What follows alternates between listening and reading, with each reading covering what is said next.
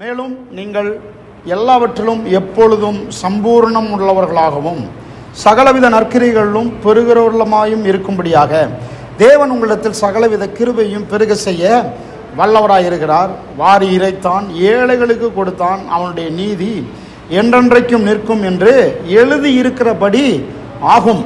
அப்போஸ்தலனாகிய பவுல் இந்த விதைப்பறுப்பு பிரமாணத்தை குறித்து நிறையா பேசுகிறார். நம்முடைய வாழ்க்கையில் ஒரு பெருக்கம், ஒரு பெரிய நிறைவு, ஏராள தாராளத்தை நோக்கி கர்த்தர் நம்மை நகர்த்தி கொண்டு போக விரும்புகிறார். எத்தனை பேர் ஆமேன் சொல்றீங்க?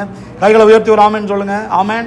இருக்கிறது போதாது, இன்னும் மேன்மை அடைய வேண்டும், இன்னும் உயர வேண்டும், இன்னும் பொருளாதாரத்தில் பெருக வேண்டும் என்று கர்த்தர் விரும்புகிறார். சில சமயங்களில் நம்முடைய திருப்தியே நாம் பெருகக்கூடாதபடிக்கு ஒரு தடையாக இருக்கிறது. நாம் நினைக்கிறோம் நமக்கு இது இருந்தால் போதுன்னு நினைக்கிறோம். ஆனால் கடவுளுடைய பார்வை முற்றிலும் வேற, கடவுளுடைய பிளானே வேற. அதனால தான் பாருங்கள், நம்ம எப்போவுமே ஒரு ஒரு ஒரு பலவீனத்தை உணர்ந்து கொண்டே இருக்கிறோம். நெகட்டிவ் சென்ஸில் சொல்ல, பாசிட்டிவாக சொல்கிறேன். ஒரு பலவீனத்தை உணர்ந்து கொண்டே இருக்கிறோம். என்ன பலவீனம் என்றால், நானே ஒரு பலவீனம் தான்.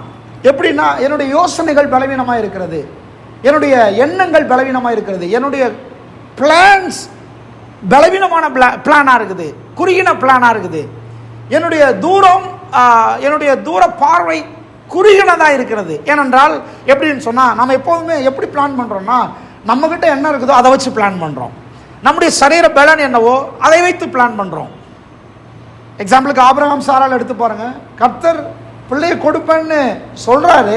சொன்னால் அவங்க என்ன பிளான் பண்ணுறாங்கன்னா, எங்கள் சரீரம் செத்து போயிருக்குது, கர்ப்பம் செத்து போயிருக்குது. மனுஷனுடைய ஒரு அளவு என்பது அவனால் என்ன முடியுமோ அதை வைத்து தான் அவனுடைய ஏணியை தூக்கி போடுறான். அவ்வளோ தூரம் தான் நான் போக முடியும், அவ்வளோ தூரம் தான் நான் பேச முடியும், அவ்வளோ தூரம் தான் நான் பார்க்க முடியும், அவ்வளோதான் நான் பெற்றுக்கொள்ள முடியும், அவ்வளோதான் என்னுடைய அளவு அப்படின்னு சொல்லி மனுஷன் சிந்திக்கிறான். இதுதான் நீங்களும் நானும். ஆனால் நாம் ஒரு காரியத்தை ஒரு விதமான மனப்பான்மையை மாற்ற வேண்டும். என்ன மனப்பான்மையை மாற்ற வேண்டும் என்றால், நம்முடைய இந்த அளவிற்குட்பட்ட சிந்தனையை விட்டு நாம் கொஞ்சம் வெளியே வர வேண்டும். இதுக்கு பேர் தான் விசுவாசம், இதுக்கு பேர் தான் ஃபெய்த். நம்முடைய அளவிற்குட்பட்ட அந்த சிந்தனையை விட்டு நாம் வெளியே வர வேண்டும். எல்லாம் சொல்லுங்க, என்னுடைய அளவுக்குட்பட்ட சிந்தனையை விட்டு நாம் வெளியே வர வேண்டும். அப்படின்னா என்ன அர்த்தம்? நம்மால் முடியும் என்று எவ்வளவு வச்சிருக்கிறோமோ அதை விட்டு வெளியே வர வேண்டும். ஏனென்றால் அதற்கு அப்பாற்பட்ட திட்டம் தேவனுடைய கையில் இருக்கிறது, அதற்கு அப்பாற்பட்ட ஒரு யோசனை தேவனுடைய கையில் இருக்கிறது. ஏனென்றால் இந்த உலகத்திலே தேவன் உங்களையும் என்னையும் கொண்டு வைத்துதான் ஏதோ ஒன்றை செய்ய வேண்டும். அதுக்கு தான் நம்முடைய மனம் ஓப்பன் ஆகணும், நம்முடைய சிந்தனைகள் ஓப்பன் ஆகணும், நம்முடைய யோசனைகள் ஓப்பன் ஆகணும், நம்முடைய கற்பனைகள் ஓப்பன் ஆகணும். ஒரு கட்டத்தில் நாம் நடக்கும் என்பதை விசுவாசித்து எப்படி நடக்கும் என்பதை கேட்பதை நிறுத்த வேண்டும். எத்தனை பேர் ஆமென் சொல்றீங்க? கிடைக்கும் என்பதை விசுவாசிக்க வேண்டும், எப்படி கிடைக்கும் என்பதை ஸ்டாப் பண்ண வேண்டும், அப்படி யோசிப்பதை ஸ்டாப் பண்ண வேண்டும். எத்தனை பேர் ஆமென் சொல்றீங்க? ஜெயிப்பேன் என்பதை விசுவாசிக்க வேண்டும், எப்படி ஜெயிப்பேன் என்பதை, எப்படி ஜெயிக்க போறேன் என்பதை குறித்து கவலைப்பட்டு யோசித்து உட்கார்ந்து கூடாது. ஏன்னா கர்த்தர் நம்முடைய பலனா இருக்கிறாரு, கர்த்தர் நம்முடைய சைடில் இருக்கிறாரு. எத்தனை பேர் ஆமென் சொல்றீங்க? நாம் எப்போதுமே நம்முடைய பலத்தை கொண்டு, நம்முடைய திராணியை கொண்டு, நம்முடைய பாக்கெட்டில் இருக்கிற பணத்தை கொண்டு, நம்மகிட்ட இருக்கிற ஆட்களை கொண்டு, நமக்கு இருக்கிற தயவை கொண்டு நாம் எப்போதுமே யோசிக்கிறோம். நம்முடைய வயதை வைத்து யோசிக்கிறோம். எல்லாரும் புரியுதா இல்லையா? நாம் இதை வச்சு யோசிக்கிறோம், நமக்கு வர்ற காணிக்கை வச்சு யோசிக்கிறோம். நான் சொல்றேன், நமக்கு வர்ற காணிக்கை, நமக்கு வர்ற பலன், நமக்கு இருக்கிற காரியத்தை வச்சு நாம அவ்வளவு பெரிய கடவுளுடைய திட்டத்தை நிறைவேற்றி விட முடியாது. எத்தனை பேர் ஆமென் சொல்றீங்க? இருக்கிறீங்களா இல்லையா? கடவுளுடைய திட்டம் ரொம்ப பெருசு இல்லையா? கடவுளுடைய யோசனை ரொம்ப பெருசு. கடவுளே ரொம்ப பெரியவர். அவர் பெரிய தேவன், சின்ன ஆளை வச்சுக்கிட்டு அவர் சித்தத்தை நிறைவேற்ற வேண்டும். ஆமென். பெரிய தேவன் சின்ன நபர்களை வச்சுக்கிட்டு அவருடைய நோக்கத்தை நிறைவேற்ற வேண்டும். அப்போ அதுல இருக்கிற அவருக்கு இருக்கிற சவால் என்னன்னா, நம்மளை புரிய வைக்கிறது தான் அவருக்கு இருக்கிற சவால். எத்தனை பேர் ஆமென் சொல்றீங்க? நம்மளை புரிய வைக்கணும், நம்மளை நம்ப வைக்கணும், நம்முடைய மனதை அவர் எக்ஸ்பேண்ட் பண்ணணும். சொல்லுங்க, எக்ஸ்பேண்ட் பண்ணணும். ஆமென் சொல்லுங்க. விரிவடைய வேண்டும், நம்முடைய மனம் விரிவடைய வேண்டும், நம்முடைய எண்ணங்கள் விரிவடைய வேண்டும், நம்முடைய நோக்கங்கள் விரிவடைய வேண்டும். இப்போ பிரச்சனை தேவனால் முடியாது என்பதல்ல, தேவனால் எல்லாம் முடியும். இப்போ பிரச்சனை அவரால் முடியுமா முடியாதான்ற அந்த யோசனையை நாம வச்சிருக்கிறோம். அதனால தான் நம்மை கொண்டு கர்த்தர் செய்ய முடியாமல் இருக்கிறது. எத்தனை பேர் ஆமென் சொல்றீங்க? வேதம் சொல்லுகிறது கர்த்தர் நம்மை சம்பூரணமாய் பெருக செய்ய வேண்டும் என்று விரும்புகிறார். வேதம் சொல்லுகிறது கர்த்தர் நம்மை எல்லாவற்றிலும் ஆசீர்வாதமாய் இருக்க வேண்டும் என்று கர்த்தர் விரும்புகிறார். சொல்லுங்க, கர்த்தர் விரும்புகிறார். சத்தமா சொல்லுங்க, கர்த்தர் விரும்புகிறார். அதனால நான் சொல்றேன், நீங்க விரும்புறீங்களோ இல்லையோ, நமக்கு அப்படிப்பட்ட விருப்பம்லாம் வராது. நமக்கு என்ன விருப்பம் வரும்னு சொன்னா, எனக்கு இருக்கிறது போதும்ன்ற விருப்பம் தான் வரும். எத்தனை பேர் ஆமென் சொல்றீங்க? எனக்கு இது இருந்தா போதும் அப்படின்ற எண்ணம் தான் இருக்கும் நமக்கு. மாசம் 10,000 ரூபாய் சம்பளம் கிடைச்சா போதும், வாடகை கிடைச்சா வாடகைக்கு கொடுக்க இருந்தா போதும். இது நம்முடைய எண்ணம் இல்ல. சம்பளம் கொடுக்க பணம் இருந்தா போதும், ஒரு மூட்டை அரிசி இருந்தா போதும். ஏங்க நான் சொல்றேன், இன்னைக்கு சொல்றேன், இந்த 5th பாயிண்ட் பிரின்சிபிள் ரொம்ப அற்புதமான ஒரு பிரின்சிபிள். அடுத்த வசனத்திலே 9ஆம் வசனத்தை பாருங்க. 9ஆம் வசனத்தில் என்ன சொல்றாரு அப்போஸ்தலன் பவுல்? நீங்க சம்பூர்ணமா இருக்கணும் 8ஆம் வசனத்தில் சொல்லிட்டு, நீங்க எல்லாவற்றிலும் எப்பொழுதும் சம்பூர்ணமுள்ளவர்களா இருக்கணும், சகலவித நற்கிரியைகளையும் பெருகவர்களா இருக்கும்படியாக தேவன் உங்களிடத்தில் சகலவித கிருபையும் பெருக செய்ய வல்லவரா இருக்கிறான்னு சொல்லிட்டு அடுத்த வசனத்தில் சொல்றாரு, நீங்க ஏன் பெருகணும்னு அடுத்த வசனத்தில் சொல்றாரு. நீங்க ஏன் நல்லா இருக்கணும் அடுத்த வசனத்தில் சொல்றாரு. நீங்கள் நானும் ஆசீர்வாதமா இருக்கணும் அடுத்த வசனத்தில் சொல்றாரு. என்ன சொல்றாரு? வாரி இறைத்தான் ஏழைகளுக்கு கொடுத்தான். எத்தனை பேர் ஆமென் சொல்றீங்க? தலையில கை சொல்லுங்க. வாரி இறைத்து ஏழைகளுக்கு கொடுக்கிற அளவுக்கு நாம் பெருக வேண்டும். அப்படின்னா 5th பிரின்சிபிள் என்ன தெரியுமா? நான் சொல்றேன், உங்களுடைய தேவையான அளவு பெற்றுக்கொள்வதற்காக மாத்திரம் விதைப்பதல்ல, நீங்க விதைக்கும் போது உலகளாவிய பார்வையில விதைக்க வேண்டும். எத்தனை பேர் ஆமென் சொல்றீங்க? நல்லா கைத்தட்டி ஒரு ஆமென் சொல்லுங்க. விதைப்பு என்பது உலகளாவிய பார்வையிலே, விதைப்பு என்பது எனக்கு இவ்வளவு இருந்தால் போதும் என்று நம்முடைய விதையை குறுக்குவதல்ல. அல்லேலூயா. விதைப்பு என்பது எனக்கு இவ்வளவு இருந்தா போதும், என்னுடைய அளவு இவ்வளவுதான், நான் இவ்வளவு பெற்றுக்கொண்டால் போதும் என்பதுக்காக மாத்திரம் விதைப்பதல்ல. பெருகுகிற அளவுக்கு, அதாவது எந்த அளவுக்கு பெருகிற அளவுக்குன்னா, என் வீடு நிரம்பி பக்கத்து வீட்டுக்கு போகிற அளவுக்கு. கை தட்ட மாட்டேன்றீங்களே, ஆமென். அல்லேலூயா. என் வீடு நிரம்பி பக்கத்து வீடுக்கு, மற்றவர்களுக்கு, என் பிள்ளைகளுடைய ஃபீஸ் கட்டி மற்ற பிள்ளைகளுக்கு ஃபீஸ் கட்டுற, ஓ லார்ட், ஆமென். என் வீட்டினுடைய எல்லா பாத்திரங்களும் நிரம்பி பக்கத்து வீட்டு பாத்திரங்கள் நிரம்புகிற அளவுக்கு. எத்தனை பேர் ஆமென் சொல்றீங்க? இந்த பார்வை உங்களுக்கு எனக்கு மட்டும் தான் வருமே ஒழிய மற்ற யாருக்கு வராது. ஏன்னா அப்போஸ்தலன் பவுலினுடைய பார்வை வாரி இறைத்தான் ஏழைகளுக்கு கொடுத்தான் என்று எழுதி இருக்கிறபடி ஆகும். எத்தனை பேர் ஆமென் சொல்றீங்க? என் பர்ஸ் எனக்காக அல்ல. எத்தனை பேர் ஆமென்? எனக்கு மட்டும் அல்ல. சொல்லுங்க, என் பர்ஸ் எனக்கு மட்டும் அல்ல. சொல்லுங்க சொல்லுங்க, என் பர்ஸ் எனக்கு மட்டும் அல்ல. நான் வேலை செய்யறது எனக்கு மட்டும் இல்லை, என் குடும்பத்துக்கு மட்டும் இல்லை, நான் விதைக்கிறது எனக்கு மட்டும் இல்லை. எத்தனை பேர் ஆமென் சொல்றீங்க? சொல்லுங்க சொல்லுங்க சொல்லுங்க சொல்லுங்க. நான் சொல்றேன், இது புத்திக்கு எட்டாது. அதுதான் கடவுளுடைய வார்த்தை, புத்தி கெட்டாது. ஒரு காரியம் உங்களுக்கு நம்ப முடியாம இருக்குதா அப்படின்னா அது கடவுளுடைய வார்த்தை. எத்தனை பேர் ஆமென் சொல்றீங்க? ஒண்ணு உங்க புத்திக்கு எட்டலையா, நான் சொல்றேன் அது கடவுளுடைய வார்த்தை. இதை நீங்க உங்க வாழ்க்கையில் விசுவாசிக்க வேண்டும், இதை நீங்க அப்ளை பண்ண வேண்டும். விதைப்பது என்பது எனக்காக மட்டும் இல்ல, எனக்கு இவ்வளவு கிடைச்சா போதுன்ற மட்டும் இல்ல, வாரி இறைக்கிற அளவுக்கு, ஏழைகளுக்கு கொடுக்கிற அளவுக்கு உலகளாவிய பார்வை. சொல்லுங்க உலகளாவிய பார்வை. சொல்லுங்க உலகளாவிய பார்வை. சொல்லுங்க உலகளாவிய பார்வை. நிறைய பேர் சொல்லுவாங்க, என் குடும்பத்துக்காக நான் வேலைக்கு போறேன் பிரதர். கரெக்டாக சொல்ல, நீ உன் குடும்பத்துக்காக போகாத, உலகத்துக்காக போன்றாரு. பக்கத்து வீட்டுக்காக போ. எல்லாரையும் கர்த்தர் தம்முடைய பிள்ளைகளாக பார்க்கிறார். நம்மை ஆசீர்வதிப்பது எதற்காகன்னா, சம்பூரணம் எல்லாவற்றிலும் எல்லாமா இருக்கும்படியாக, ஏராள தாராளமாய் பெருகும்படியாக, எல்லா நற்கிரியைகளையும் செய்யும்படியாக கர்த்தர் நம்மளை ஆசீர்வதிப்படைய ஒரு நோக்கம் என்ன தெரியுமா?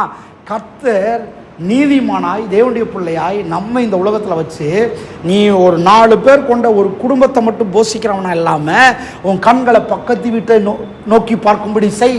பக்கத்து இடது வலது, உன் பட்டணம், உன் தேசம். கர்த்தருடைய பார்வை ரொம்ப பெருசு. எத்தனை பேர் ஆமென் சொல்றீங்க? அல்லேலூயா. முடியுமா? முடியுமான்னு யோசிக்கிறீங்களா? நான் சொல்றேன், முடியும். தேவன் அப்படித்தான் பெருக செய்ய வல்லவராய் இருக்கிறார். அதற்கேற்ற கிருபையை பெருக செய்ய வல்லவராய் இருக்கிறார். தலையில் கை சொல்லுங்க, அதுக்கேற்ற கிருபை எனக்கும் என் குடும்பத்துக்கும் பெருகும். நீங்க செய்யற வேலையில பெருகும். கர்த்தர் ஒரு புதிய பிளானை தருவார், ஒரு புதிய ஐடியாவை தருவார், ஒரு புதிய வழிகளை தரப்பார். இருக்கிறீங்களா இல்லையா? எத்தனை பேர் ஆமென் சொல்றீங்க? பாருங்க, சில சமயங்களில் நமக்கு இருக்கிற பிரச்சனை என்ன தெரியுமா? இப்போ நான் கொடுக்குறதுக்கு ரெடியாக இருந்தால் கூட மைண்ட் ஓப்பன் ஆக மாட்டேன்து. ஆமென். பாருங்க, நான் இருக்கிறேன், நான் கார்த்திக்கு கொடுக்கணும்னு நினைக்கிறேன். இப்போது கார்த்திக்கு நான் கொடுக்கணும்னு நான் நினைக்கிறேன்றது எனக்கு தான் தெரியும். இப்போ கார்த்திக்குடைய மைண்டு ஓப்பன் ஆனால் தானே அவர் அதை பெற்றுக்கொள்ள முடியும். எத்தனை பேர் ஆமென் சொல்கிறீங்க? ஆமென். இருக்கிறீங்களா இல்லையா? கடவுள் நமக்கு கொடுக்குறதுக்கு ரெடியாக இருக்கும்போது நம்ம மைண்டு ஓப்பன் ஆக மாட்டேன்து. நம்ம மைண்டு திறக்க மாட்டேன்து. நாம ஒரு குறிப்பிட்ட அளவுக்குட்பட்டதாவே சிந்திச்சுட்டு இருக்கிறோம். ஆண்டவரே, என் அளவு, என் படி அளந்து போடும் ஆண்டவரே, எனக்கு இது போதும் ஆண்டவரே, என் குடும்பத்துக்கு இது, என் பிள்ளைகளுக்கு இது போதும் ஆண்டவரே, என் வீட்டுக்கு, என் சபைக்கு இது போதும் ஆண்டவரே. இல்லை, அதுவே நாம போடுற என்ன சொல்றது, அதுதான் பேரியர்ஸ், அதுதான் தடைகள், அதுதான் தடை. ஆண்டவரே வந்து கதவை தர, ஒரு பெரிய வெள்ளம், பண வெள்ளம், பொருளாதார வெள்ளம் வரட்டும் அப்படின்னும் போது நாம இல்ல ஆண்டவரே, ஆல்ரெடி வந்துருச்சு போதும் ஆண்டவரே அப்படின்னு கதவை சாத்தும் போது கர்த்தர் நம்மை பெருக செய்ய முடியாமல் இருக்கிறது. கர்த்தர் நம்முடைய மைண்டை ஓப்பன் பண்றாரு. சொல்லுங்க, என் மைண்டை ஓப்பன் பண்றாரு. சொல்லுங்க, என் மனதை கர்த்தர் திறக்க வேணும். சொல்லுங்க, கர்த்தர் என் மனதை திறக்க வேண்டும். கர்த்தர் இப்ப பேசுறதுக்கு தெரியும், மனதை உடைக்கிறாரு, மனதை திறக்கிறாரு. நீ கொஞ்சம் வேற மாதிரி யோசி, வேற மாதிரி சிந்தி, உனக்கு ஒரு ஓவர்ஃப்ளோ வர்ற மாதிரி சிந்தி, நிறைய உங்ககிட்ட வர மாதிரி சிந்தி. அப்போ எப்படிங்க சிந்திக்கிறது? கர்த்தர் சொல்றாரு, எல்லா கிருபையும் பெருக செய்ய நான் வல்லவரா இருக்கிறேன். நீ என்ன பண்ணு, வாரி இறைக்கிற அளவுக்கு சிந்தி, ஏழைகளுக்கு கொடுக்கிற அளவுக்கு சிந்தி. சொல்லுங்க, நான் நீதிமான். சத்தமா சொல்லுங்க, நான் நீதிமான். நீங்க எல்லாம் உற்சாகமா இருக்கிறீங்களா இல்லையா? சொல்லுங்க, நான் நீதிமான். வாரி இறைக்கிற அளவுக்கு நீதிமான், ஏழைகளுக்கு கொடுக்கிற அளவுக்கு நீதிமான், சமுதாயத்தை சந்திக்கிற அளவுக்கு நீதிமான் இருக்கிறீங்களா? ஆமென். எத்தனை பேர் ஆமென் சொல்றீங்க? நான் நீதிமானால அப்படிப்பட்ட ஆளு. நீதிமான்னா யாரு? பொட்டு எடுத்து, பூ எடுத்து, வெள்ளச்சட்டை வெள்ளை பேண்ட் போட்டாலும் நீதிமான் இல்லை. நீதிமான்னா ஏராள தாராளமாய் பெருகி, ஏழைகளை மனதில் வைத்து, கஷ்டப்படுகிறவர்களை மனதில் வைத்து, யாருக்கு கொடுக்கலான்ற சிந்தனையோடு ஒரு நாள் எந்திக்கும் போது எப்படி எந்திக்கிறேன்? யார்கிட்ட வாங்கலான்னு எந்திக்கிறது இல்லை, யாருக்கு கொடுக்கலான்ற எண்ணத்தோடு எழுந்துக்கிறவன் தான் நீதிமான். எத்தனை பேர் ஆமென் சொல்றீங்க? அப்படிதான் பவுல் சொல்றாரு, அவன் தான் நீதிமான். அவன் அப்படிப்பட்ட மனநிலைக்கு வரும்போதே கர்த்தர் அவன் பாத்திரத்தை நிரப்ப ஆரம்பிக்கிறார். அந்த மனநிலைக்கு வரும்போதே கர்த்தர் நமக்கு கொடுக்க ஆரம்பிக்கிறார். நான் சொல்றேன், நீங்க பொருளாதாரத்தில் பெருகி இருப்பீங்களே, ஆனால் சில சமயங்களில் வியாதியே வராது. உங்க வியாதிக்கு காரணமே பொருளாதார பெருக்கம் தான். பொருளாதார பெருக்கம் இல்லாமை தான். எத்தனை பேர் ஆமென் சொல்றீங்க? ஆமென். சில தீமையான அபசகுணமான காரியங்களுக்கு காரணமே பொருளாதார பெருக்கம் இல்லாததான். எப்படி இதை போய் கனெக்ட் பண்ணலாம்? அந்த பொருளாதார பெருக்கம் இருந்துச்சுன்னா ஒரு விதமான மனதில் ஒரு கம்ஃபர்ட்னஸ் இருக்கும் பாருங்க, அதுவே வந்து ஒரு பெரிய தைரியத்தை தரும். ஆமென். சாமன் அடிக்கடி சொல்லுவார், என்ன சொல்லுவார்னா, பசங்க வச்சுக்கிட்டு செஞ்சாலே அது ஒரு தைரியம் தானே அப்படின்னாரு. ஆமாவா இல்லையா? ஆமென். சொல்லுங்க, வச்சுக்கிட்டு செஞ்சாலே ஒரு தைரியம் தான் இல்லை? ஆமாவா இல்லையா? ஊழியமாக இருந்தாலும் சரி, குடும்ப வாழ்க்கையாக இருந்தாலும் சரி, எதுவாக இருந்தாலும் சரி இருக்கணும். கர்த்தர் இருக்கிற அளவுக்கு உங்களை ஆசீர்வதிக்கிறேன்னு சொல்றாரு. இதை ஏற்றுக்கொள்கிற பக்குவம் வேணும். இதை வந்து ரிசீவ் பண்ணணும். இது வந்து மனசுக்குள்ளே போகணும். மனசுக்குள்ளே போகாது. சில சமயங்கள் அப்படி காது வரைக்கும் போயிட்டு இது என்னது அப்படின்ற மாதிரி இருக்கும். இல்லை, இது மனதளவுக்கு போகணும், உள்ள அளவுக்கு போகணும். இது வந்து நம்முடைய வாழ்க்கையோட இணைஞ்சிடணும். நாம கர்த்தரை நம்பி பிரயாணம் பண்ணுறதுக்கு இது வந்து ஒரு அற்புதமான ஒரு என்ன சொல்கிறது, அஸ்திபாரமான உபதேசம் இது. எத்தனை பேர் ஆமென் சொல்கிறீங்க? ஆமென். அப்போ வாரி இறைக்கிற அளவுக்கு, ஏழைகளுக்கு கொடுக்குற அளவுக்கு நம்முடைய இது கொடுக்கறதெல்லாம் ரெண்டாவதாக இருக்கட்டும், நம்முடைய மைண்டு அந்த விதத்தில் ஓப்பன் ஆக வேண்டும். ஆமென். மனம் ஓப்பன் ஆகணும், எண்ணங்கள் ஓப்பன் ஆகணும், சிந்தனைகள் ஓப்பன் ஆகணும். ஆமென். நான் சொல்ல இந்த ₹1 கேட்டால் ₹10 கேட்டால் கொடுக்குறோமே, அதை பற்றி நான் பேசலை. வாரி இறைப்பதுன்னா என்னது? நீங்களே சொல்லுங்க. வாரி இறைப்பதுன்னா என்னது? தேடி கண்டுபிடிச்சு எடுத்து கொடுக்குறதா? இல்லை, அப்படி அள்ளி கொடுக்குறது. ஆமென். அப்போ அந்த அளவுக்கு நம்மை பெருக செய்ய அவருடைய கிருபை வல்லமை உள்ளதா இருக்குது. அந்த அளவுக்கு நம்மை பெருக செய்ய அவர் வல்லவராகவும் இருக்கிறாரு. அதனாலதான் நான் 6வது நேரத்தில் சொன்னேன், நமக்கு இருக்கிற தடைகளை தூக்கி போடணும். நம்முடைய மாம்சத்தின் எண்ணங்களை தூக்கி ஓரத்தில் வைக்கணும். நம்முடைய மாம்சம் சொல்லணும், இதெல்லாம் சாத்தியம் கிடையாது. நான் என்ன சார், ஒரு வேலைக்கு போகிறேன், ஒரு 20,000 சம்பாதிக்கிறேன், இதை வச்சு நான் எப்படி?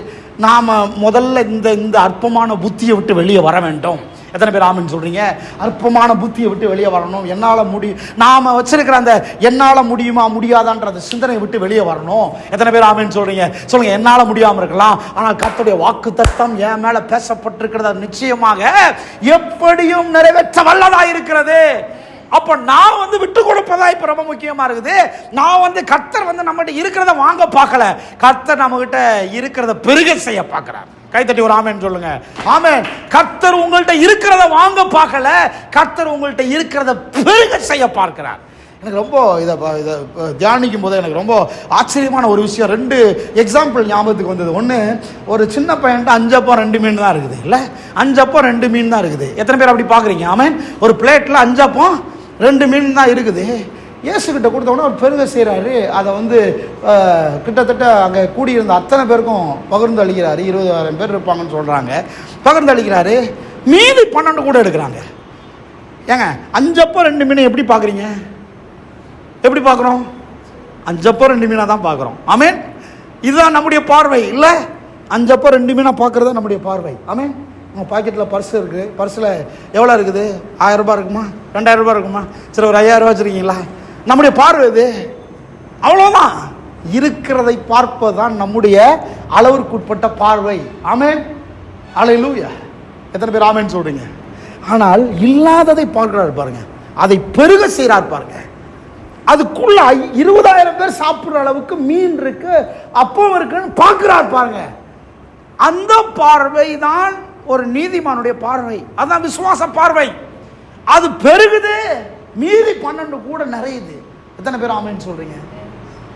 ஆமேன். ஒருவேளை 1,00,000 பேர் கூடி இருந்தா இன்னும் 1,00,000 பேருக்கு பெரிய இருக்கும். ஆமேன். ஒருவேளை 12 கூட இல்லை, அதென்ன 12 கூட உடனே 12 வச்சு சீசர்னு எடை போட்டாங்க, சீசர்களுக்கு கொடுத்தாரு. இல்லை, ஒருவேளை அந்த இடத்துல 12 கூட தான் கிடைச்சிருக்குங்க. ஆமேன். ஒருவேளை 24 கூட இருந்திருந்தா நிச்சயமா இருக்கும், 24 கூட எடுத்திருப்பார்கள். எத்தனை பேர் ஆமேன்னு சொல்றீங்க? அப்போ நம்மிடத்தில் நம்முடைய அளவிற்குட்பட்ட பாத்திரம், அளவிற்குட்பட்ட மனம், அளவிற்குட்பட்ட கை அளவுக்கு தான் நாம் பெற்றுக்கொள்கிறோம். ஆமேன். 100 கை சேர்ந்திருந்தா 100 கையும் நிரம்பி இருக்கும். எத்தனை பேர் ஆமேன்னு சொல்றீங்க? 100 பாத்திரம் சேர்ந்திருந்தா 100 பாத்திரங்கள் நிரம்பி இருக்கும். அதே மாதிரிதான் அந்த எண்ணெய், ஒரு குடம் எண்ணெயை வச்சு அங்க பக்கத்து வீட்டுல எல்லாம் கேட்டு வாங்குறா. சொல்லுங்க, பக்கத்து வீட்டுல கேட்டு வாங்குறா. சொல்லுங்க, பக்கத்து வீட்டுல. ஏன் பக்கத்து வீட்டுல பாத்திரங்களை கேட்டு வாங்கினா? ஏன்? கரெக்டா சொல்லுங்க. ஏன் பக்கத்து வீட்டுல போய் பாத்திரம் கேட்டு வாங்கினா?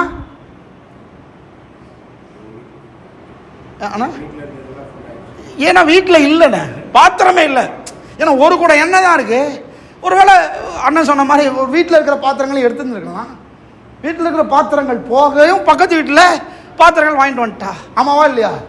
நானாக இருந்திருந்தேன்னா என்ன பண்ண, தீர்க்கதரிசியானவர் ஒரு 2 நாள் தங்க வச்சு சோறு போட்டு தங்க வச்சு பக்கத்தில் சுற்றி இருக்கிற ஆவடி, அம்பத்தூர் எல்லா இடங்கள்லேருந்து பாத்திரங்கள்லாம் வாங்கிட்டு வந்து வச்சுருந்தா கூட அந்த ஒரு பாத்திரத்து எண்ணெய் நிச்சயமானது இருக்கும்.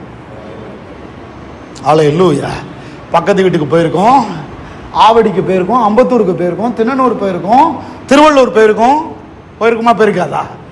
அப்போ நான் சொல்கிறேன், அப்போ நம்முடைய அளவு, நம்முடைய அளவுக்குட்பட்ட சிந்தனை, அதுதான் கர்த்தருடைய ஆசீர்வாதத்தை என்ன செய்யுது? தடுத்து நிறுத்துகிறது, கட்டுப்படுத்துகிறது.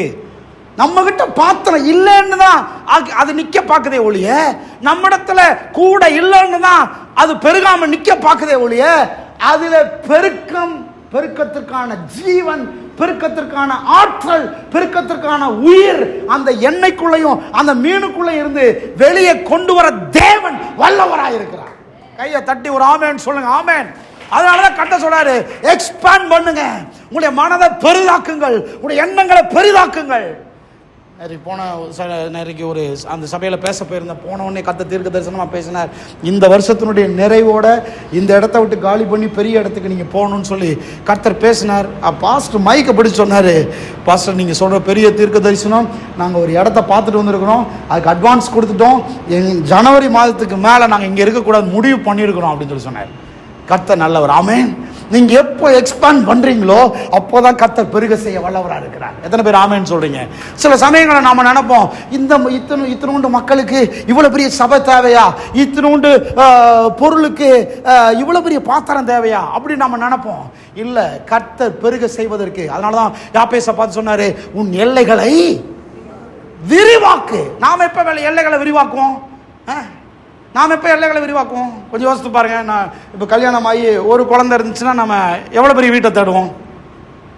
சிங்கிள் பெட்ரூம் தேடுவோம் இல்லை? அப்புறம் நாம் அப்பயே டபுள் பெட்ரூம் பிடிப்போமா? பிடிக்க மாட்டோம். 2வது குழந்தை பிறந்தா என்ன செய்வோம்? அதில் கொஞ்சம் பொருள்லாம் வந்துச்சுன்னா என்ன செய்வோம்? நம்ம புத்தி அது, நம்முடைய அளவுக்குட்பட்ட சிந்தனை அது. கர்த்தர் இன்னைக்கு தீர்க்க தரிசனமாக சொல்கிறாரு, இல்லை நாம் வளர்ந்தால் நான் எக்ஸ்பேண்ட் ஆகிறேன். இல்லை, கர்த்தர் சொல்கிறாரு, எக்ஸ்பேண்ட் ஆகு, நீ வளர போகிற. எத்தனை பேர் ஆமே? கை தட்டி ஒரு ஆமேன்னு சொல்லுங்க. நீங்க எக்ஸ்பேண்ட் பண்ணுங்க. கர்த்தர் உங்களை வளர செய்ய வல்லவராக இருக்கிறாரு. எத்தனை பேர் ஆமென் சொல்றீங்க? ஒரு அக்கவுண்ட்டை ஓபன் பண்ணுங்க.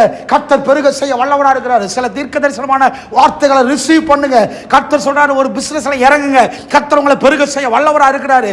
கர்த்தர் சொல்றாரு நீ யோசித்துக்கிட்டு இருக்காத, நீ உன்னுடைய அளவிற்குட்பட்ட சிந்தனையை வச்சு கர்த்தருடைய ஆசீர்வாதத்துக்கு ஒரு முட்டுக்கட்டையா ஒரு தடைக்கல்ல போட்டுக்கிட்டு இருக்காத, நீ மனதை திற.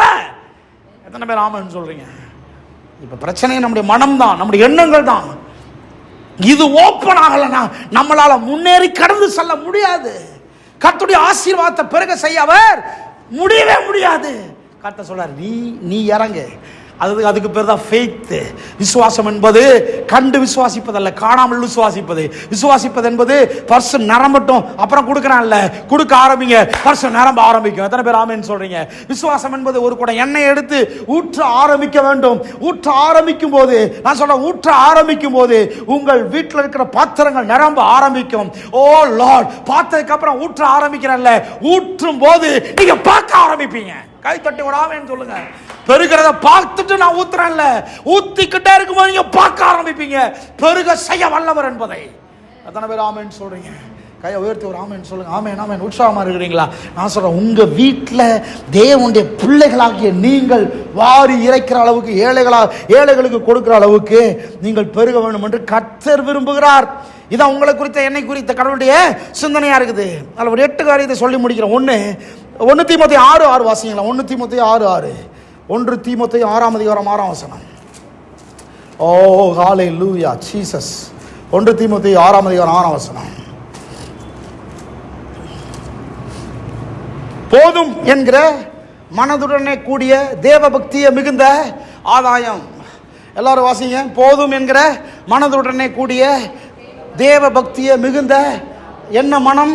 போதும் என்கிற மனம். சொல்லுங்க, போதும் என்கிற மனம்.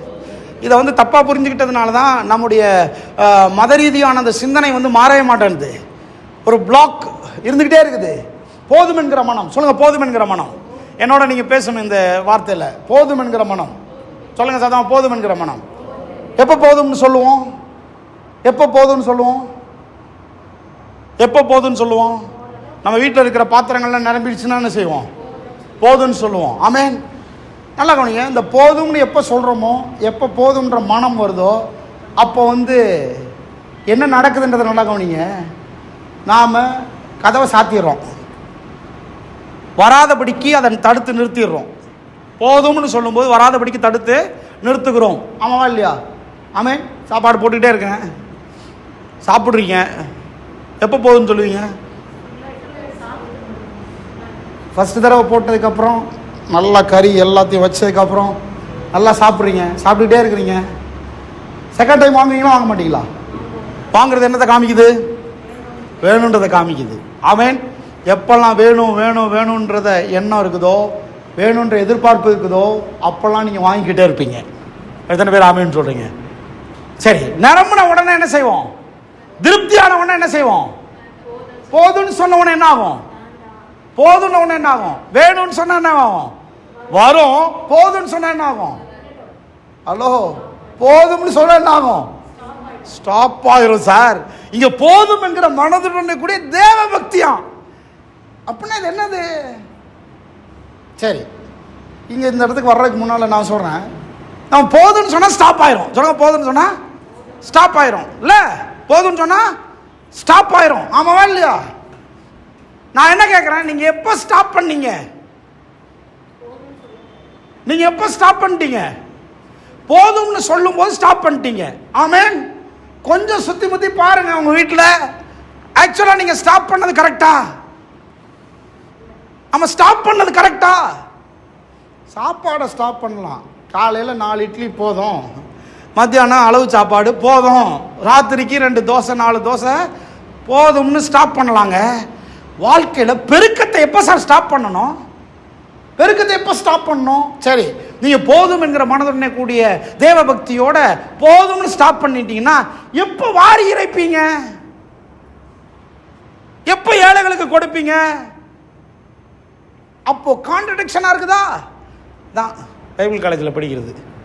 கான்ட்ரடிக்ஷனா இருக்குதுன்னா நாம தியானிக்கிற விதத்தை மாற்றணும். யோசிக்கிற விதத்தை மாற்றணும்.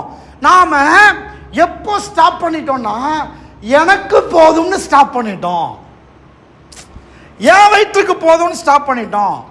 கல்யாணம் நடத்துறீங்கன்னா 4 பேருக்கு நீங்கள் சாப்பாடு செய்கிறீங்க, நமக்கு 4 பேருக்கு போதாதா அப்படின்னு. 500 பேர் வருவாங்களோ, 1000 பேர் வருவாங்களோ, 1000 பேர் வந்துட்டா என்ன பண்ணுறது, ஒரு 1200 பேர் சாப்பிட்ற மாதிரி செய்வோம். அப்படி தானே செய்கிறோம். மீதம் இருந்தால் கூட பரவாயில்ல, முடிச்சதுக்கப்புறம் இருக்கிறதெல்லாம் பக்கத்தில் யாருக்காவது கொடுத்துடலாம், அப்படி தானே யோசிக்கிறோம். போதும்னு ஏன் அங்கே நினைக்க மாட்டேன்றோம்? நல்லா கவனிங்க. நீங்கள் எப்போ போதும்னு நினைக்கிறீங்களோ அப்போ ஆசீர்வாதத்தை ஸ்டாப் பண்ணுறீங்க. எப்போ போதும்னு நினைக்கிறோமோ அப்போ 4 பேருக்குரியது மட்டும்தான் வர ஆரம்பிக்குது. இப்போ பிரின்சிபிளே வேற. கர்த்தருடைய ஆசீர்வாதம் ஐஸ்வர்யத்தை தரும், அதோடு கூட அவர் வேதனையை கூட்டார். எப்போ நாம போதும் என்கிற மனதை உடையவர்களாக இருக்கிறோமோ, போதும் நினைக்கிறோமோ, அப்போ ஸ்டாப் ஆகுது. ஆண்டவரை பார்த்து, ஆண்டவரே ஒரு 5000 ரூபாய் கொடுத்தீங்கன்னா போதும்னீங்கன்னா, நான் சொல்கிறேன் ஆண்டவர்கிட்ட கேட்கவும் செய்றீங்க, ஸ்டாப்பும் பண்ணுறீங்க. ஆமென். நான் சொல்கிறேன் முதல்ல இந்த மனதை மாற்றுங்க. எந்த மனதுக்கு வரணும்? 2 கொரிந்தியர் 9:8-9 வாசித்தமே அந்த மனதுக்கு வரணும். என்ன மனம்? எப்பொழுதும் எல்லா இடங்களிலும் சம்பூரணம் உள்ளவர்களாக இருக்கிற மனம். எத்தனை பேர் ஆமென் சொல்றீங்க? போதும் என்கிற மனம் இல்ல. போதும் என்கிற மனம் உங்க வீட்டை பத்தி யோசிக்கிற மனம். போதும் என்கிற மனம் உங்க வயிற்றை பத்தி யோசிக்கிற மனம். சிலலாம் இருக்கிறாங்க எப்படி மோசமான ஆட்கள், தகப்பன்மார்கள், சில ஆண்கள் பெண்கள் இப்படி இருக்கிறாங்க. எப்படி இருக்கிறாங்க? அவங்களுக்கு ஒரு பாட்டில் தண்ணி அடிக்கிற காசு கிடைச்சா போதும், அவ்வளோதான். வீட்டை மறந்துடுவாங்க, மனைவியை மறந்துடுவாங்க, பிள்ளைகளை மறந்துடுவாங்க. ஒரு 100 ரூபாய் கிடைச்சா போதும், அவங்க வாழ்க்கையை ஒரு பாட்டிலுக்குள்ள அடக்கிட்டாங்க. கண்ணதாசன் அப்படி சொல்லுவாருன்னு சொல்லுவாங்க. ஒரு பாட்டிலுக்குள்ள அடக்கிட்டாங்க. ஒரு ஒரு ஒரு ஒரு சின்ன ஒரு என்ன சொல்றது, 3 வேளை சாப்பாடு கிடைச்சா போதும். ஏங்க, நீங்களே ஆசீர்வாதத்தை பிளாக் பண்ணி வச்சுட்டு கர்த்தர் ஏன் கொடுக்க மாட்டேன்றாரு, ஏன் வேலை ஆசீர்வதிக்கப்படலை, ஏன் வருமானம் வரமாட்டேன்து, ஏன் பெருக முடியல, ஏன் கடன்ல இருக்கு, நீங்க தான் ஸ்டாப் பண்ணிட்டீங்களே. நீங்க எப்போ போதும்ன்ற மனதை உடையவர்கள் ஆகிறீர்களோ அப்பொழுது கர்த்தருடைய ஆசீர்வாதத்தை உங்க வீட்டுக்குள்ள வர முடியாதபடிக்கு ஸ்டாப் பண்ணிட்டீங்க. எப்போ ஆயில் நின்றுச்சு, எப்போ எண்ணெய் நின்றுச்சு, போதும் பாத்திரம் இல்லை அப்பவே நின்றுச்சு. எப்போ 12 கூடையோட நின்றுச்சு, மீன் அப்பம் பெருகுவது கூட இல்லை, வந்தவர்கள் எல்லாம் சாப்பிட்டு விட்டார்கள், உடனே ஸ்டாப் ஆயிடுச்சு. எப்போ நீங்க போதும் என்கிற திருப்திகரமான ஒரு முடிவுக்கு வருகிறீர்களோ அப்பொழுதே கர்த்தருடைய ஆசீர்வாதத்தின் சம்பூரணத்தை இழக்க ஆரம்பிக்கிறீர்கள், பெருக்கத்தை இழக்க ஆரம்பிக்கிறீர்கள். கர்த்தர் சொல்றாரு, அதனாலதான் கர்த்தர் சொல்றாரு, உன்னுடைய மனதை உலகளாவிய பார்வைக்கு கொண்டு வா, உன்னுடைய உள்ளத்தை உலகளாவிய பார்வைக்கு கொண்டு வா. சொல்லுங்க, மைண்ட் ஓப்பன் ஆகணும். சொல்லுங்க, மைண்ட் ஓப்பன் ஆகட்டும் இயேசுவின் நாமத்தினால. உலகளாவிய பார்வை உண்டாகட்டும். பக்கத்து வீட்டை யோசித்து பாருங்க, மற்றவர்களுக்கு கொடுப்பதை பற்றி யோசித்து பாருங்க, ஏழைகளுக்கு எளியவர்களுக்கு விதைப்பதை பற்றி, அவர்களுக்கு வாரி இறைப்பதை பற்றி யோசித்து பாருங்கள். போதும்ன்றது அதை முதல்ல ஸ்டாப் பண்ணுங்க. போதும் நினைக்கிறத ஸ்டாப் பண்ணுங்க.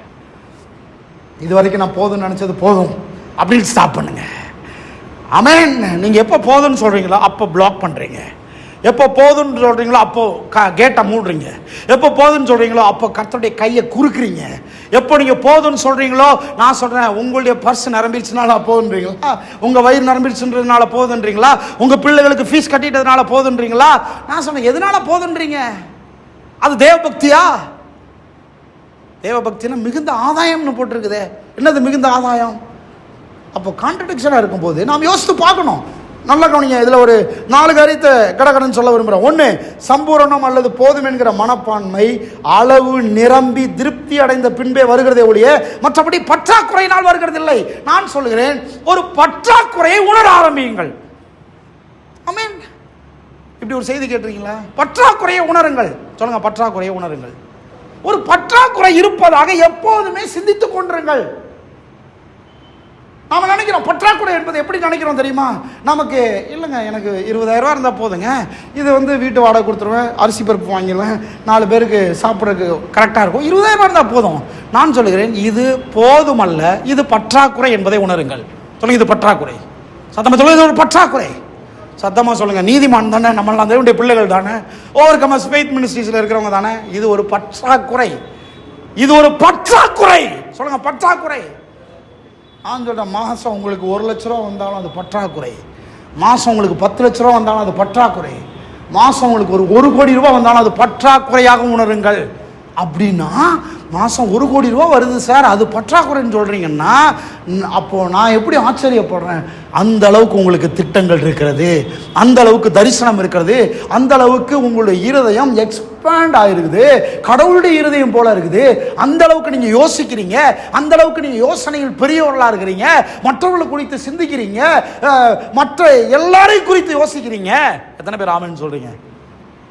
இருக்கிறீங்களா இல்லையா? ஆமேன்.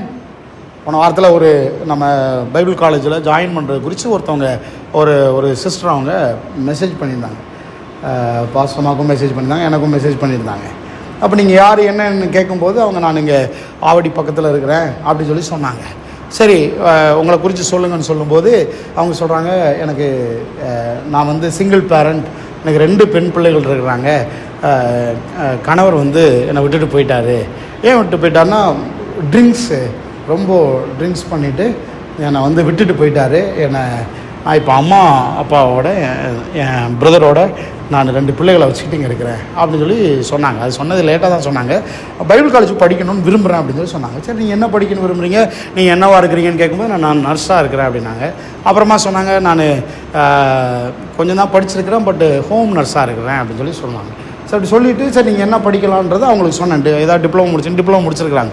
சரி, அப்போ நீங்கள் எம்ஏ படிக்கலான்றதெல்லாம் நான் பேசிட்டு வரும்போது, அப்போ அவங்க ஃபீஸ் ஸ்ட்ரக்சரை பற்றி கேட்கும்போது அவங்க அப்படி சொன்னாங்க. அப்படி சொல்லும்போது அவங்களுடைய லைஃப்பை பார்க்கும்போது ரொம்ப சின்ன பொண்ணாக இருக்கிறாங்க. ஆனால் அவங்க லைஃப்பில் ஒரு பெரிய தோல்வி. கணவர் விட்டுட்டு போயிட்டாரு, அம்மாவோடு இருக்கிறாங்க, 2 பிள்ளைகளை வச்சுருக்கிறாங்க, பைபிள் காலேஜ் படிக்கணும்னு விரும்புகிறாங்க. யோசித்து பாருங்கள், அவங்களுக்கு இப்போ ஃபீஸ் கட்டி அவங்க படிக்கணும், ஃபீஸ் கட்டணும். அப்படின்னா தான் அவங்க ஒரு ரெஸ்பான்சிபிலிட்டியோடு இருப்பாங்க. ஃபீஸ் கட்டி படிக்கணும். ஆனால் எனக்கு மனசில் தோணுது, இல்லை அவங்கள ஜாயின் பண்ண வைக்கலாம் அப்படின்னு தோணுது. ஆனால் அதனுடைய இதை ஃபில் பண்ணணும். யோசித்து பாருங்கள், நமக்கு இருந்தால் போதும்னு நினைக்கிறோம். இல்லை, நமக்கு இருந்தால் போதும். வெளியில் எத்தனையோ பேர் இப்படிருக்குறாங்க. பிடிஹெச்சில் ஒரு 2 ஸ்டூடெண்ட்ஸு படிக்கிறதுக்கு படிச்சுக்கிட்டே வராங்க, வந்துக்கிட்டு தான் இருக்காங்க. இன்னைக்கு வரைக்கும் 1 ரூபா கூட ஃபீஸ் கட்டலை, படிச்சுக்கிட்டே வராங்க. கேட்டால் அவங்களால ஃபீஸ் கட்ட முடியல. நான் எதுக்காக சொல்ல வரேன், நம்முடைய பார்வை நம்ம வீட்டுக்குள்ளே மட்டும் இருக்குது, நம்முடைய பார்வை நம்ம வயிற்றப்பட்டி மட்டும் இருக்குது. ஒரு பாட்டில் கிடச்சா போகும், தண்ணி அடிச்சுட்டு போயிடலான்னு நினைக்கிற ஆளுக்கு எதுக்கு கல்யாணம், எதுக்கு 2 பிள்ளைங்க? இல்லை, கல்யாணம் பண்ணி 2 பிள்ளைகளை கொடுத்துட்டு அம்மா வீட்டில் விட்டு இவன் வீட்டில் போயிட்டான்னு சொன்னால் யோசித்து பாருங்க. அப்போ இது நீதிமானுக்கு அழகு இல்லை, கடவுளுடைய பிள்ளைகளுக்கு அழகு இல்லை.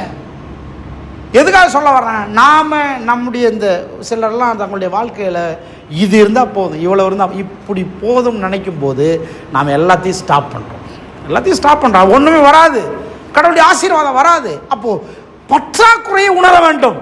எப்போதுமே ஒரு பற்றாக்குறையை உணருங்க. 1 கோடி ரூபா வருதுங்க, அது கூட பற்றாக்குறை தான்.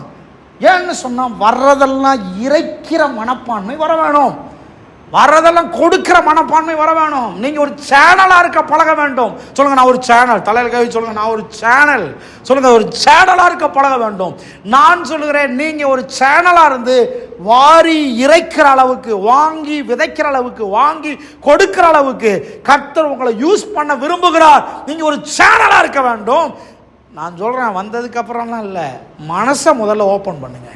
மைண்ட் ஓப்பன் ஆகட்டும். ஃபஸ்ட்டு மைண்ட் ஓப்பன் ஆகட்டும். நீங்கள் ரிசீவ் பண்ண ஆரம்பிக்கிறீங்களா இல்லையான்னு பாருங்கள். மைண்ட் ஓப்பன் ஆகட்டும். விசுவாச வாழ்க்கை என்பது அதான். ஃபஸ்ட்டு மைண்டு திறக்கணும், அப்புறம் அடுத்த ஸ்டெப் எடுத்து வைக்கணும். கர்த்தர் எல்லாத்தையும் கொடுக்க ஆரம்பிப்பார். ஆமென். நிறைய பேர் சொன்னாங்க, வரட்டுங்க, வந்ததுக்கப்புறம் செய்கிறேன். வந்ததுக்கப்புறம்லாம் செய்ய முடியாது, வரவும் முடியாது. வந்ததுக்கப்புறம் செய்யணுன்றது வரவே முடியாது. நீங்கள் செய்ய ஆரம்பிச்சிங்கன்னா வர ஆரம்பிக்கும். எத்தனை பேர் ஆமென்னு சொல்கிறீங்க? மைண்டு ஓப்பன் ஆக ஆரம்பித்தா வர ஆரம்பிக்கும். அல்லேலூயா. எத்தனை பேர் ஆமென்னு சொல்கிறீங்க? இருக்கிறீங்களா? இப்போ ப்ளஸ்ஸி ஒரு பெரிய படிப்பு படிக்கணும்னு நினச்சி போய் ஜாயின் பண்ணியாச்சு. ஜாயின் பண்ணதுக்கப்புறம் பணம் வருதா இல்லையா? ஃபீஸ் கட்ட முடியுதா இல்லையா? எத்தனை பேர் ஆமென்னு சொல்கிறீங்க? இல்லை, அந்த படிப்பில் ஜாயின் பண்ணிட்டா ஃபீஸ் எல்லாம் கட்ட முடியாது நினச்சிக்கிட்டே இருந்தா எப்படி பணம் வரும்? எத்தனை பேர் ஆமென்னு சொல்கிறீங்க? நீங்கள் போய் ஜாயின் பண்ணுங்க, அப்போ எப்படி வருதுன்னே தெரியாது. எத்தனை பேர் ஆமென்னு சொல்றீங்க? ஆமென். நீங்க போய் ஜாயின் பண்ணுங்க, நீங்க ஓபன் பண்ணுங்க, நீங்க எக்ஸ்பேண்ட் பண்ணுங்க, நீங்க ஒரு காரியத்தை செய்ய ஆரம்பிங்க, நீங்க ஒன்றில் இறங்க ஆரம்பிங்க. இதுக்கு பேர் தான் ஃபெய்த். அப்பதான் கர்த்தருடைய ஆசீர்வாதம் வர ஆரம்பிக்கும். ஆமென். நிரம்பட்டும் கூட எடுத்துட்டு வரோம்ல, கூட எல்லாம் எடுத்துட்டு வந்து வச்சிருப்பா, ஏசு கையில் போயிடுச்சு. இப்போ ஒரு பெரிய ஒரு ரணகாலமாக விட மாட்டார், அவரு பெருக்க பண்ணிடுவார். நம்மளா இருந்தால் நாம இருந்தோம்னா ஃபோன் பண்ணி வர சொல்லிருப்போம், ஏன்ப்பா 20,000 பேர் தான் இருக்கீங்க, இன்னொரு 50,000 பேர் வாங்க, இங்கே மீன் அப்பம்லாம் பெருக போகுது, எத்தனை பேர் ஆமென்னு சொல்றீங்க? நான் சொல்கிறேன், உங்கள் வீட்டில் கர்த்தர் பெருக செய்யும்படியாக உங்களோட மைண்டை ஓப்பன் பண்ணுங்க.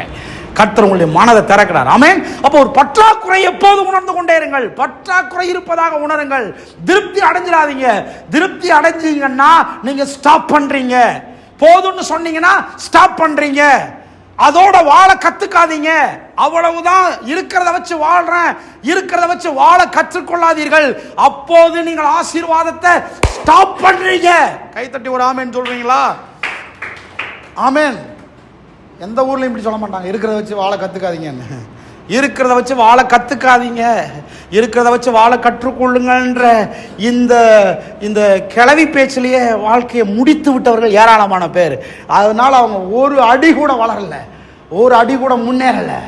இருக்கிறத வச்சு வாழ கத்துக்காதீங்க. இருக்கிறத வச்சு வாழ்வதை நீங்க என்ன செய்யுங்க, அதை ஒரு அற்பமான ஒரு வாழ்க்கையா நினைங்க. மேலே வரணும்னு நினைங்க, முன்னேறணும்னு நினைங்க. ஐயோ சைக்கிளில் போகிறேனே, ஐயோ 2 வீலரில் போகிறேனே, எப்போ நான் கார் வாங்குவேன், எப்போ அடுத்த நிலைமைக்கு போவேன், எப்போ என் பிள்ளைகளை நல்ல நிலைமைக்கு படிக்க வைப்பேன், எப்போ நான் முன்னேற்றுவேன்றதை யோசித்து பாருங்கள். ஐயோ நல்ல வீடு வாடகைக்கு கிடச்சிச்சு பிரதர், தங்கிடாதீங்க. இன்னொருத்தர் வீடு வாடகைக்கு கிடச்சிருக்குது, ஆமாம் இல்லையா? வாடகை வீடு அது. நான் பைபிள் காலேஜில் இருந்தேன்ல, அவங்க வீட்டுக்கு போவேன். வீட்டுக்கு போனால் சோஃபா இதெல்லாம் ரொம்ப கம்ஃபர்ட்டாக இருக்கும். யாருமே உட்கார மாட்டாங்க. என்னை உட்கார சொல்லுவாங்க. நான் சின்ன வயசுலேருந்தே அங்கே இருந்தேன், அதனால் என்னை உட்கார சொல்லுவாங்க, என்ன இருக்க சொல்லுவாங்க. ஸ்டூடெண்ட்லாம் வந்தால் அப்படியே நின்றுக்கிட்டே இருப்பாங்க. சில பாஸ்டர்ஸ் வந்தால் கூட நின்றுக்கிட்டே இருப்பாங்க, யாரும் உட்கார மாட்டாங்க. நான் போனால் ஏன்டா நின்றுட்டு இருக்க, உட்கார்றா அப்படின்வாங்க. நான் உட்காரும் போதெல்லாம் உட்காந்துக்கிட்டே சொல்லுவேன், இது யார் சோஃபா கிடையாது, எனக்குன்னு ஒரு சோஃபா வரும், அதில் கம்ஃபர்ட்டாக உட்காருவேன்னு சொல்லுவேன். இத்தனை பேர் ஆமென்னு சொல்லுங்க. சில சமயங்கள் இன்னொருத்தருடைய சோஃபாலேயே நம்ம கம்ஃபர்ட்டாக உட்காந்துடுறோம். சில சமயம் இன்னொருத்தருடைய ப்ராப்பர்ட்டிலேயே நம்ம கம்ஃபர்ட்டாக உட்காந்துக்கிறோம். அதுவே போதும்னு நினைக்கிறோம். சார் அருமையான வீடு கிடச்சிருக்கு சார், என்ன சொந்த வீடாக கிடச்சது, நீங்கள் வாங்கினீங்களா? இல்லை. திருப்தி அடைஞ்சிடாதீங்க.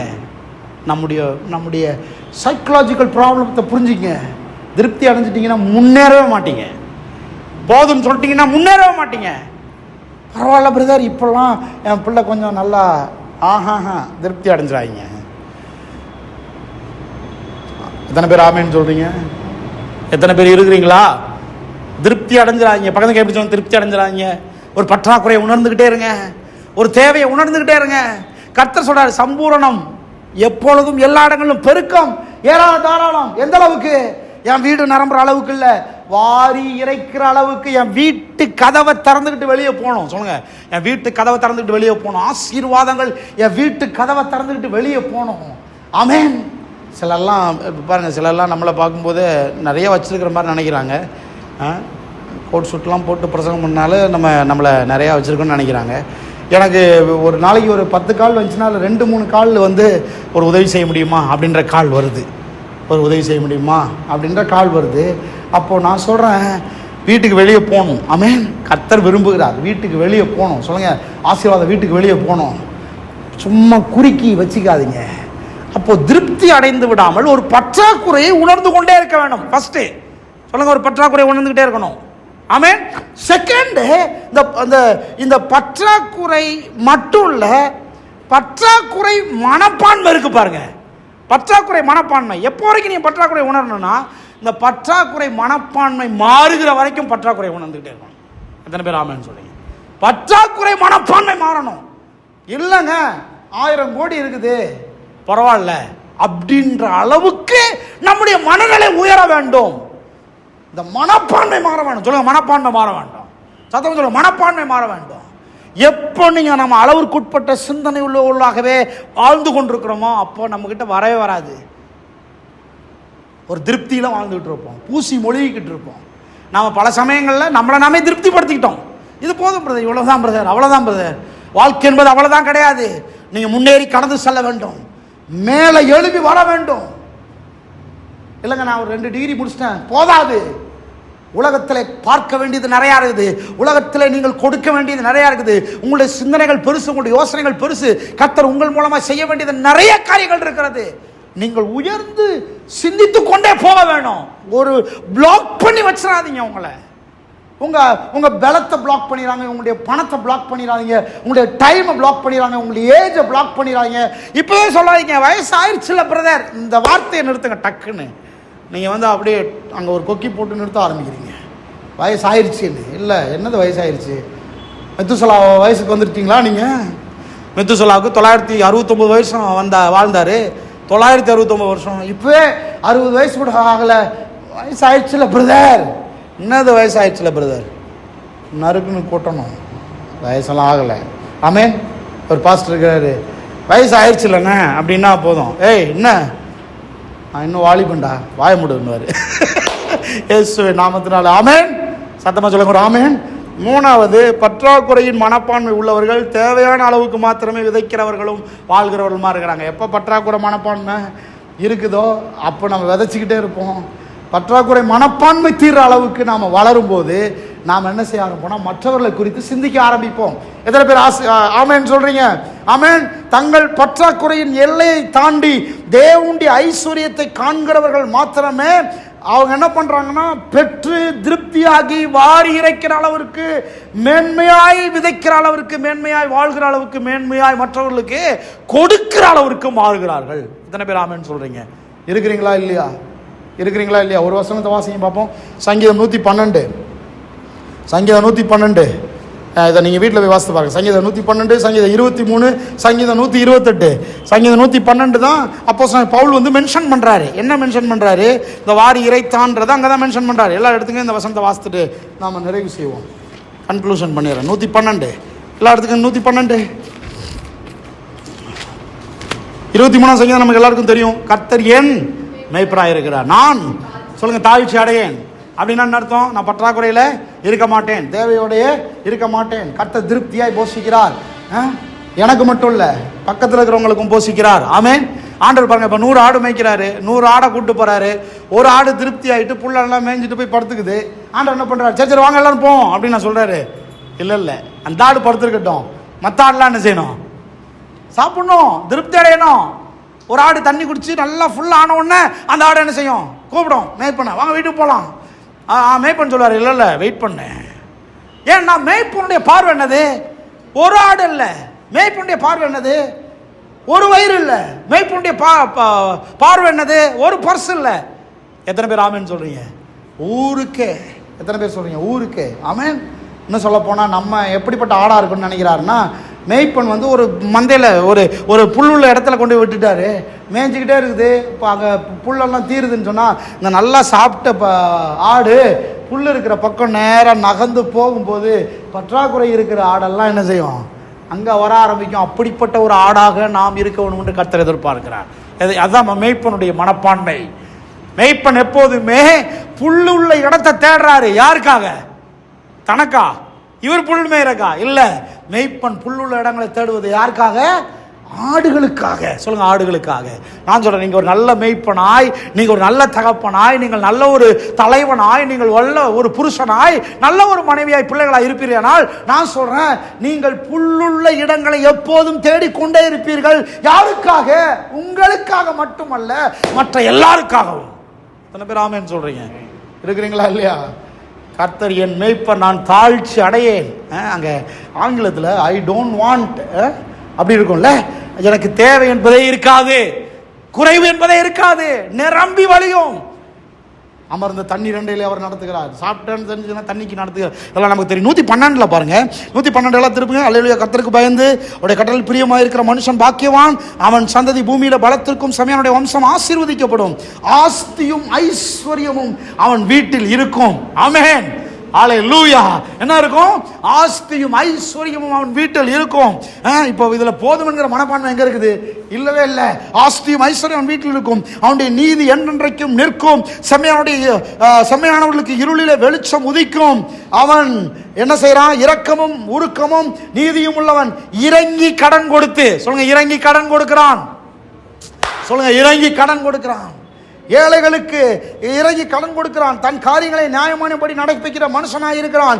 அவன் என்றென்றைக்கு அசைக்கப்படாதிருப்பான். நீதிமான் நித்திய கீர்த்தியுள்ளவன். துர்ச்செய்தியை கேட்கிறதுனால் அவன் பயப்படான். அவன் இருதயம் கர்த்தரை நம்பி திடனாயிருக்கும். அவன் இருதயம் கர்த்தரிடத்தில் உறுதியாயிருக்கும். தன் சத்துருக்களின் சரி கட்டுதலை காண மட்டும் பயப்படாதிருப்பான். 9 வசனத்தை எல்லாரும் வாசிங்க. வாரி இறைத்தான், ஏழைகளுக்கு கொடுத்தான்.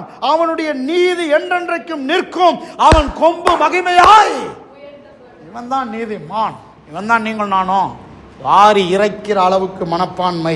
எத்தனை பேர் ஆமென் சொல்றீங்க? ஒரு டயக்ராம் போட்டு வச்சிருக்கிறேன். உலகளாவிய சிந்தனை. சொல்லுங்க, உலகளாவிய பார்வை. எப்படி உலகளாவிய பார்வை? ஒரு தனி மனிதன், அந்த தனி மனிதனை கர்த்தர் ஆசீர்வதிக்கிறார்.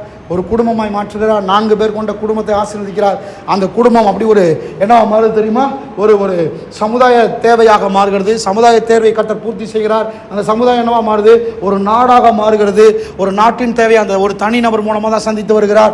அந்த நாட்டிலிருந்து முழு உலக தேவையையும் கர்த்தர் அந்த தனிநபர் மூலமாக சந்தித்து வருகிறார். கர்த்தர் இன்றைக்கு உங்களை என்னை அழைத்திருக்கிறார். ஒரு பற்றாக்குறை உள்ள ஒரு குடும்பத்திலிருந்து அழைத்திருக்கிறார். ஒரு கடன் உள்ள குடும்பத்திலிருந்து கர்த்தர் உங்களை அழைத்திருக்கிறார். உங்களை என்னையும் ஒரு ஏழ்மையான குடும்பத்திலிருந்து கர்த்தர் அழைத்திருக்கிறார். எதுக்காக தெரியுமா? நம் ஒருவர் மூலமாக நம்முடைய உலகத்தை சந்திக்கும்படியாக கர்த்தர் உங்களையும் என்னை அழைத்திருக்கிறார். கைகளை தட்டி கர்த்தரை ஆசீர்வதிங்க, கர்த்தரை மகிமைப்படுத்துங்க. ஆமென். ஒரு உலகளாவிய பார்வை. சொல்லுங்க, உலகளாவிய பார்வை. உங்களுக்கு எனக்கு உலகளாவிய பார்வை வேணும். பைபிள் சொல்லுது, ஆஸ்தியும் ஐஸ்வர்யம் உங்கள் வீட்டில் இருக்கும். உலகளாவிய பார்வை. கர்த்தர் சொல்றாரு, நீ ஒரு வீட்டை கொடுத்தேன்னா 100 வீடு கர்த்தர் தரன்றாரு. கர்த்தருக்கு உலகளாவிய பார்வை. கர்த்தருக்கு உலகளாவிய பார்வை. சொல்லுங்க, உலகளாவிய பார்வை. நான் சொல்றேன், இந்த மனதை கர்த்தர் திறக்கும்படிக்கு ஜெபம் பண்ணுங்க. ஆண்டவரே, என் மனதை திறந்துருங்க. இதை புரிந்து கொள்ளும்படிக்கு எனக்கு உதவி செய்யுங்க. என்னுடைய மனப்பான்மை மாற்றுங்க. நானே போதும் என்கிற திருப்தி அடைந்த மனதோடு ஆசீர்வாதத்தை பிளாக் பண்ணாதபடிக்கு கர்த்தர் என்னுடைய மனதை ஓப்பன் பண்ணுங்க. ஆண்டவரே, என் ஹஸ்பண்டுடைய மனதை ஓப்பன் பண்ணுங்க. என் ஒய்ஃபுடைய மனதை ஓப்பன் பண்ணுங்க. எங்களுடைய குடும்பத்தின் மனதை ஓப்பன் பண்ணுங்க. ஆண்டவரே, எத்தனை பேர் ஆமென் சொல்றீங்க? ஃபாரினில் இந்த நீங்கள் இன்றைக்கி இந்தியாவில் சமாரிட்டன் பர்ஸ்ன்னு ஒன்று வரும். பார்த்துருக்கீங்களா? Samaritan purse. சமாரிட்டன் பர்ஸு வந்து நீங்கள் பார்த்தீங்கனாலே அந்த ஏரோப்ளேன் இது போட்டிருக்கோம். கிறிஸ்மஸ் டைமில் கொடுப்பாங்க. நம்மளே நிறைய தடவை கொடுத்துருக்குறோம். எத்தனை பேர் ஞாபகம் இருக்குது? ஒரு பாக்ஸ், இவ்வளோ பெரிய பாக்ஸ் இருக்கும். Shoe box. அது ஷூ பாக்ஸ் மாதிரி இருக்கும். அப்போது இது எங்கேருந்து வருதுன்னா, இப்போ ஃபாரின்லேருந்து, அமெரிக்கா தேசத்துலேருந்து, மற்ற நாடுகள்லேருந்து, ஜெர்மனிலேருந்துலாம் வரும். அவங்க என்ன பண்ணுவாங்கன்னா, பிள்ளைகளுக்கு 1 வருஷமாக ட்ரெயின் பண்ணுவாங்க. இப்போ பாப்பா இருக்கிறான்னா பாப்பாவுக்கு வந்து ஒரு பாக்ஸ் வாங்கி கொடுத்துருவாங்க. அந்த பாக்ஸை வாங்கி கொடுத்துட்டு அந்த பிள்ளை வந்து அந்த பிள்ளைக்கு கொடுக்குற இந்த பாக்கெட் மணி இருக்குல்ல, ஸ்கூலுக்கு போகும்போது அல்லது எங்கேயாவது எக்ஸ்கர்ஷன் போகும்போதெல்லாம் கொடுப்பாங்க. அந்த பாக்கெட் மணிலேருந்து அந்த பிள்ளை வந்து சேர்க்க ஆரம்பிக்கும். அந்த பாக்ஸில் சேர்க்க ஆரம்பிக்கும். எவ்வளோ வருஷம்? 1 வருஷம் சேர்க்கும். எவ்வளோ மாதம்? 1 வருஷம் சேர்க்கும். அப்போ அந்த பிள்ளை வந்து என்ன செய்யணும்? ஒரு $10 கிடச்சதுன்னா அதில் $5, $6, $7 தனக்குன்னு எடுத்துக்கும். மீதி $4 அதில் போடும். சில பிள்ளைகள் கிடச்சா அந்த $10 போடும். எப்படி ட்ரெயின் பண்ணுறாங்க பாருங்கள். அது என்ன பண்ணும்? ஒரு டாய் ஷாப்புக்கு போணுச்சுன்னா அந்த பிள்ளை வந்து ஒரு டாய் எடுக்கும். தனக்கு இன்னொரு டாய் எடுக்கும். எதுக்கு? அந்த பாக்ஸுக்கு. இப்படியே பாக்ஸை நிரப்பணும். 1 வருஷம் நிரப்புவாங்க. நிரப்பி பக்காவாக பேக் பண்ணி அவங்க திருச்சபைக்கு கொடுப்பாங்க. அவங்க என்ன பண்ணுவாங்க? எல்லாத்தையும் கலெக்ட் பண்ணி கிட்டத்தட்ட லட்சக்கணக்கான பாக்ஸ் அப்படி வரும். நாமளே கிட்டத்தட்ட ஒரு 7-8 வருஷத்துக்கு முன்னால், ஒரு 9 வருஷத்துக்கு முன்னால், 10 வருஷத்துக்கு முன்னால் நினைக்கிறேன், எனக்கு கல்யாணத்துக்கு முன்னால் நம்முடைய சண்டே கிளாஸுக்கு கிட்டத்தட்ட 60 பாக்ஸ் வந்துச்சு. அனிதா இருந்தியா? அப்போது நீ இருந்திருக்கியா? வாங்கியிருக்கியா பாக்ஸ்? நீங்கள் வாங்கினீங்களா? இல்லை, கிரேஸ் ஐஸுக்கெல்லாம் தெரியும், பிள்ளைங்க வரல. கிட்டத்தட்ட 68 பாக்ஸ் என்னவோ வாங்கணும், ஞாபகம் இருக்குது எனக்கு. அதுக்கு வந்து நான் ஃபில்லப் பண்ணி கொடுக்கணும். பாஸ்டர் ஒருத்தர் எனக்கு தெரிஞ்சவர் தான் அதில் கோஆர்டினேட்டராக இருந்தார். நாம் எப்போவுமே வாங்குறதுக்கு பற்றி நம்ம யோசிக்கிறோம். பட் ஆனால் அந்த பிள்ளைகள் எப்படி ட்ரெயின் பண்ணியிருக்காங்க பாருங்கள். அந்த பிள்ளைகளுக்கு கொடுக்கறதுல உலகளாவிய சிந்தனையை வைக்கிறார்கள். இத்தனை பேர் ஆமென் சொல்லுங்க. அவங்களுடைய வாழ்க்கையில் உலகளாவிய சிந்தனையை வைக்கிறார்கள். அவர்களால் எப்படி முடியுது? நாம் நினைக்கிறோம் அவங்கள்ட்ட இருக்குது கொடுக்குறாங்கன்னு. இல்லவே இல்லைங்க. அவங்ககிட்ட இருக்குது கொடுக்குறாங்க. அப்படி இல்லை மனப்பான்மை. நான் சொல்கிறேன், உங்களுக்கு ஒரு பாக்ஸ் கொடுத்தா கூட உங்களால் சேர்க்க முடியுமா? முடியாதா? ஏன் நீங்கள் இருக்கிறதுனால கொடுக்குறீங்களா? இல்லை, நீங்கள் கொடுக்கணும்னு நினச்சிட்டீங்க. மனப்பான்மை மாறிடுச்சு. உலகளாவிய சிந்தனை வந்துடுச்சு. மற்றவர்களை குறித்து யோசிக்க ஆரம்பிச்சிட்டீங்க. நான் ஏன் சேர்க்கக்கூடாதுன்னு யோசிக்க ஆரம்பிச்சிட்டீங்க. ஆமென். அப்போ உங்களுக்குள்ள இருந்து வெளியே வர ஆரம்பிக்கிறது. எத்தனை பேர் ஆமென் சொல்கிறீங்க? எத்தனை பேர் ஆமென் சொல்றீங்க? நான் சொல்றேன், உங்களை கர்த்தர் பெருக்க வல்லவராக இருக்கிறாரு. நீதிமான் தேவனைப் போலவே அளவிற்கு அப்பாற்பட்ட எதிர்பார்ப்பும் நோக்கமும் அளவிற்கு அப்பாற்பட்ட விதத்தில் விதைக்கிறவனாகவும் அறுக்கிறவனாகவும் இருக்கிறான். தேவனைப் போலவே அளவிற்கு அப்பாற்பட்ட நோக்கம், அளவிற்கு அப்பாற்பட்ட சிந்தனை, அளவிற்கு அப்பாற்பட்ட எண்ணம் உள்ள மனப்பான்மை உள்ள விதைப்பு அறுப்பு உள்ள மனிதனாக மாறுகிறான். உங்க மனதை ஓப்பன் பண்ணுங்க. எல்லாரும் எழுப்பில் இருப்போம். உலகளாவிய சிந்தனை உங்களுக்கும் எனக்கும் உண்டாயிருக்க வேண்டும். எத்தனை பேர் ஆமென் சொல்றீங்க? உலகளாவிய சிந்தனை. மற்றவர்களை குறித்து யோசித்து பாருங்கள்.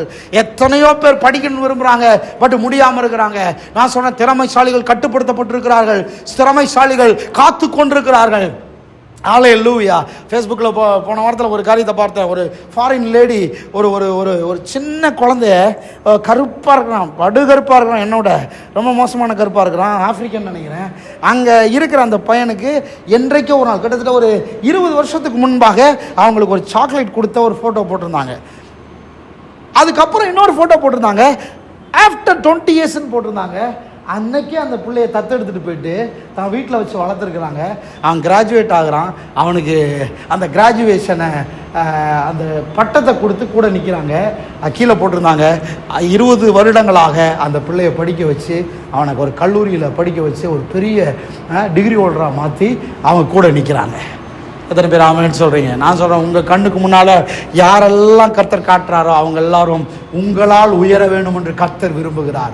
உங்களை அதுக்கு தான் வச்சிருக்கிறாரு. நீங்கள் தேவையோடையே இருப்பது எதற்காக தெரியுமா? சார், நான் தேவையோடு இருப்பது தப்பு இல்லையா? நான் சொல்கிறேன், நீங்கள் தேவையோடையே இருப்பதை எப்போது உணருங்கள். ஏன் தெரியுமா? நீங்கள் அது உங்களுக்காக மட்டும் இல்லை, மற்றவர்களுக்காக, குடும்பங்களுக்காக, மற்றவர்களை குறித்து நீங்கள் யோசிக்க ஆரம்பிக்கிறீங்க, மற்றவர்களை குறித்து சிந்திக்க ஆரம்பிக்கிறீங்க, மற்றவர்களை குறித்து நீங்கள் கனவு காண ஆரம்பிக்கிறீங்க. நான் சொல்கிறேன், உங்களுக்குள்ள மாத்திரம் தான் அப்படி சிந்திக்க முடியும், உங்களால் மட்டும்தான் அப்படி யோசிக்க முடியும். உலகளாவிய பார்வை தரும்படி ஆண்டவர்கிட்ட நீங்கள் கேளுங்க. எக்ஸாம்பிள், சரியான எக்ஸாம்பிள் ஆண்டவர் தான். ஆண்டவர் அளவிற்கு அப்பாற்பட்ட எதிர்பார்ப்பு, அளவிற்கு அப்பாற்பட்ட நோக்கம், அளவிற்கு அப்பாற்பட்ட சிந்தனை, அளவிற்கு அப்பாற்பட்ட கனவு தேவனுக்கு இருக்கிறது. அதனால தான் கர்த்தர் உங்களோடும் என்னோடு பேசிக் கொண்டிருக்கிறார். எல்லாரும் கரங்களை உயர்த்தி கர்த்தரை நோக்கி பாருங்க. உலகளாவிய பார்வை எனக்கு தாங்க ஆண்டவரே கேளுங்க. வாரி இறைக்கிற அளவுக்கு தேவை ஆண்டவரே, கொடுக்கிற அளவுக்கு தேவைன்னு பாருங்க. கர்த்தாவே, அந்த மனதை எனக்கு ஓபன் பண்ணுங்கன்னு சொல்லுங்க. நான் மாம்சத்தில் தான் இருக்கிறோம், நாம ஒரு அளவுக்கு உட்பட்ட சிந்தனை உள்ளவங்களா தான் இருக்கிறோம். ஆண்டவர்கிட்ட கேளுங்க, ஆண்டவரே எனக்கு உதவி செய்யுங்க, என் மைண்டை கர்த்தாவே ஓபன் பண்ணுங்க, லார்ட் ஓபன் பண்ணுங்க, அப்படி சிந்திக்க எனக்கு உதவி செய்யுங்க ஆண்டவரே. தேவன் ஒரு தனி மனுஷனை உண்டாக்குனார். அவன் மூலமா ஒரு குடும்பத்தை, சமுதாயத்தை, தேசத்தை, நாட்டை, உலகத்தை சந்தித்து உருவாக்குற அளவுக்கு இவ்வளவா பெருகி இருக்கிறார். உபாமா 28:12 சொல்லுது, நீயோ அநேக நாடுகளுக்கு கடன் கொடுப்பாய். எப்படி பாருங்க, கர்த்தர் பாருங்க, ஒரு தனி மனிதனை வச்சு நாடுகளை சிந்திக்கிறார். ஒரு மனுஷனை கர்த்தர் பெருக பண்ணுவதற்கு என்ன காரணம்னு கேட்டா, கர்த்தர் நாடுகளுக்கு கடன் கொடுக்கணும்ப்பா, அதனாலதான் உன் பிசினஸ் ஆசீர்வதிக்கப்படணும், நீ நல்லா இருக்கணும்னு நினைக்கிறார். நீ ஏன் நல்லா இருக்கணும்? நீ நல்லா இருந்தா நான் தேசத்தை சந்திப்பேன், ஓ மூலமா நீ ஒரு சேனலா இருப்ப, ஓ மூலமா ஒரு வாய்க்காலை திறந்து விடுவேன், நிறைய பிசினஸ் உருவாகும், நிறைய பேர் ஆசீர்வதிக்கப்படுவாங்க, நிறைய பேருக்கு வேலை வாய்ப்பு கிடைக்கும், நிறைய பேருடைய வீடு ஆசீர்வதிக்கப்படும், நிறைய பேருக்கு அரிசி பருப்பு போய் சேரும். நீ ஒருத்த ஆசீர்வதிக்கப்படுகிறதன் மூலமாக ஒருவேளை நீ நினைக்கலாம், நீ ஆசீர்வதிக்கப்படுவது உனக்காக மட்டும்னு, நீ ஆசீர்வதிக்கப்பட வேண்டும் என்பது நான் உன்னை குறித்து மாத்திரம் யோசிக்கிறேன்னு நினைக்கலாம். இல்ல, பைபிள் சொல்லுது, ஆபிரகாமை கர்த்தர் பஞ்சத்திலிருந்து மீட்டார். ஏன் தெரியுமா? ஆபிரகாம் பஞ்சத்தில் செத்தா இயேசு பிறக்க முடியாது. கர்த்தர் ஆபிரகாமை பஞ்சத்திலிருந்து மீட்டார். ஈசாக்கின் காலத்தில் ஒரு பஞ்சம் வந்தது, ஈசாக்கை பஞ்சத்திலிருந்து மீட்டார். ஏன் தெரியுமா? ஈசாக்கு பஞ்சத்தில் செத்து போனால் இயேசு பிறக்க முடியாது. ஆபிரகாமின் குமாரன், ஈசாக்கின் குமாரனாகிய தாவீதின் குமாரனாகிய இயேசு கிறிஸ்துவின் வம்ச வரலாறு. தாவீது பாவம் செய்தான், தாவீதை கர்த்தர் பாவத்தை மன்னித்தார், அவனை மீட்டெடுத்தார். ஏன் தெரியுமா? தாவீதை அடிச்சிருந்தா, கொன்றிருந்தா, பாவத்தை நிமித்தம் அவனுடைய வாழ்க்கையை இல்லாமல் போக பண்ணியிருந்தால் இயேசு வர முடியாது. தேவன் நம்மை பார்க்கும்போது உலகளாவிய பார்வையில் பார்க்கிறார். அதனால தான் கர்த்தர் நம்மை மன்னிக்கிறார், அதனால தான் கர்த்தர் நமக்கு கொடுக்கிறார், அதனால தான் கர்த்தர் நமக்கு ஒரு பிசினஸ் ஐடியாவை தந்திருக்கிறார். நீங்கள் இப்படி இருப்பதற்கு காரணம் தேவன் உங்கள் மூலமாக ஒரு உலகளாவிய பார்வை உடையவராக இருக்கிறார். தேவன் அதற்கு எதையும் செய்ய தயங்க மாட்டார். பைபிள் சொல்லுது, ஒரு தனி ஒரு சொந்த ஒரே பேரான குமாரனை தேவன் விதைத்தார், கொடுத்தார். ஏன் தெரியுமா? ஐயோ, நம்ம நினைக்கலாம் ஒரே குமாரனை போய் கொடுக்குறாரு, எவ்வளோ மோசமான இருதயம் உள்ளவராக இருக்கான்னு நினைக்கலாம். இல்லை, ஒரே பேரான குமாரனை கொடுத்து எதுக்கு தெரியுமா? 100 கோடி ஜனங்களை மீட்கும்படியாக. உலகளாவிய பார்வை, உலகளாவிய பார்வை. எல்லாரும் கைகளை உயர்த்தி ஜெபம் பண்ணுங்க. ஆண்டவரே, என் மனதை ஓப்பன் பண்ணுங்க, என் உள்ளத்தை ஓப்பன் பண்ணுங்க ஆண்டவரே, என்னுடைய சிந்தனைகளை ஓப்பன் பண்ணுங்க ஆண்டவரே, என்னுடைய அளவிற்குட்பட்ட பார்வையிலிருந்து என்னை விடுதலையாக்குங்க ஆண்டவரே. நாங்கள் அநேகரை படிக்க வைக்க எங்களுக்கு உதவி செய்யுங்க ஆண்டவரே. ஆண்டவரே, எங்களுடைய மனம் ஓப்பன் ஆகட்டும், எங்களுடைய உள்ளம் எக்ஸ்பாண்ட் ஆகட்டும் ஆண்டவரே. இயேசுவின் நாமத்தினால உலகளாவிய சிந்தனை உண்டாகட்டும் ஆண்டவரே. ஆண்டவரே ஸ்தோத்திரம். வாரி இறைக்கிற அளவுக்கு சம்பூரணத்தை பெருக பண்ண செய்ய வல்லவராக இருக்கிறீர். அந்த கிருபை எங்களுக்குள்ள பெருகுவதாக ஆண்டவரே. எல்லாம் கண்ணமுடி ஜெபம் பண்ணுங்க, எல்லாம் கண்ணமுடி ஜெபம் பண்ணுங்க. ஆண்டவரே, நாங்கள் ஆசீர்வதிக்கப்படும்படியாக, நாங்கள் பெருகும்படியாக, மற்றவர்களை குறித்து சிந்திக்கிற அந்த சிந்தனை எங்களுக்கு தாங்க ஆண்டவரே. ஒரு நல்ல மேய்ப்பனாய் சிந்திக்க உதவி செய்யுங்க. நீங்க எப்போதுமே உங்களை ஆடா பார்க்காதீங்க. நீங்க ஆடு இல்லைங்க, நீங்க மேய்ப்பன். நீங்க ஆடு இல்ல, நீங்க மேய்ப்பன். கர்த்தர் என் மேய்ப்பர், கர்த்தர் எனக்கு மேய்ப்பர், நான் ஆடுன்னு நினைக்காதீங்க. கர்த்தர் இப்போ உங்களை எப்படி பார்க்கிறாருன்னா, நீ ஆடு இல்ல, நீ மனுஷன், நீ நல்ல மேய்ப்பன். ஓ லார்ட், ஹல்லேலூயா. எருசலேமிலிருந்து எரிகோவுக்கு ஒருவன் புறப்பட்டு போனா, நாங்கள் குற்றுயிரா கிடனா. எப்போதுமே நீங்கள் உங்களை குற்றுயிரா கிடக்கிறவனா பார்க்காதீங்க. அந்த குற்றுயிரா கிடக்கிறவர்களுக்கு காயங்களை ஆற்றி அவனுடைய தேவையை பூர்த்தி செய்கிற நல்ல சமாரியனா அவங்கள பாருங்க. குற்றுயிரா கிடக்கிற ஆளாவே பார்த்துக்கிட்டு இருந்தா எப்படி? எவ்வளவு நாளைக்கு குற்றுயிரா கிடப்பீங்க? குற்றுயிராவே கடந்துகிட்டு இருக்கிறீங்க. நல்ல சமாரியனா பார்க்க ஆரம்பிங்க. அப்பத்தான் உங்க பாக்கெட்ல இருக்கிற பணம் வெளியே வர ஆரம்பிக்கும். அப்பத்தான் உங்களுடைய கழுதையின் மேல் அவனை ஏற்றி வைக்க ஆரம்பிப்பீங்க. நான் சொல்றேன், நீங்கள் குற்றுயிரா கிடக்கிற நபர் அல்ல, நீங்கள் அப்படி கிடக்கிறவர்களை காப்பாற்றுகிற நல்ல சமாரியன். கையை தட்டி ஒரு ஆமேன் சொல்றீங்களா? ஆமேன். கர்த்தர் உங்களை அப்படிதான் பார்க்கிறாரு. கர்த்தர் அப்படிதான் உங்களை வைக்க விரும்புகிறார். எத்தனை பேர் ஆமேன் சொல்றீங்க? ஆமேன்.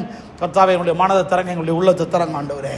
ஒரு அற்புதமான ஒரு உலகளாவிய பார்வை எங்களுக்கு தாங்க ஆண்டவரே.